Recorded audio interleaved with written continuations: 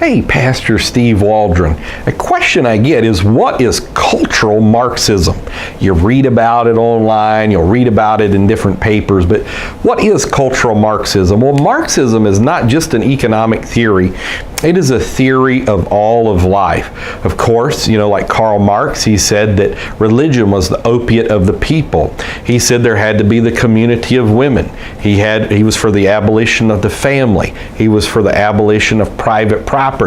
So there's certain cultural conditions that have to happen for a fully Marxist society to come about. And so you had like the Frankfurt School, different people in the Frankfurt School and maybe even the Vienna Circle a little bit in a certain way, maybe even the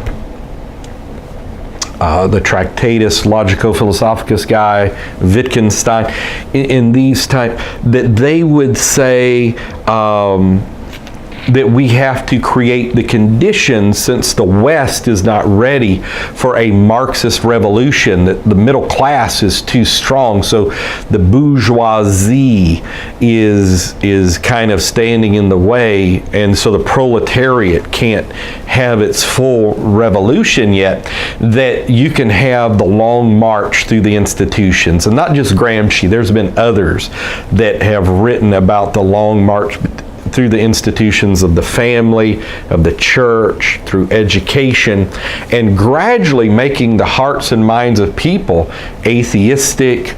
The family is no longer close. People no longer learn about God in schools. People learn grievance.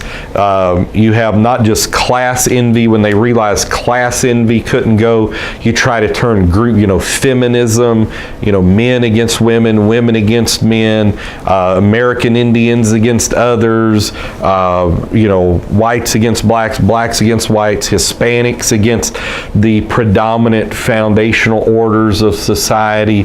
And so you have a cultural Marxism, the long march through the institutions, and it's a gradual thing. It's kind of like the Fabian socialists talked about, George Bernard Shaw and the Webbs and H.G. Wells, which I think Wells actually got out of that later in life, and that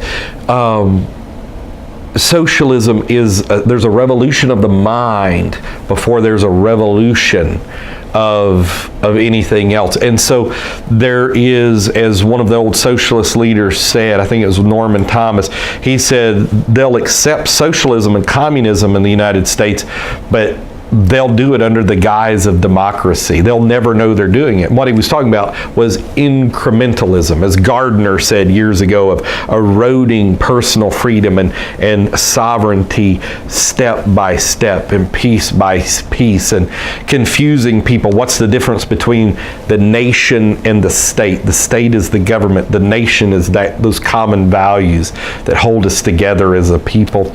And just a lot there. So that's what cultural Marxism is. It's an attempt by people to bring about Marxist ethics, knowing that will eventually result in Marxist economic theory, which is supposed to be egalitarianism, but as Orwell showed us, it's some pigs are more equal than others.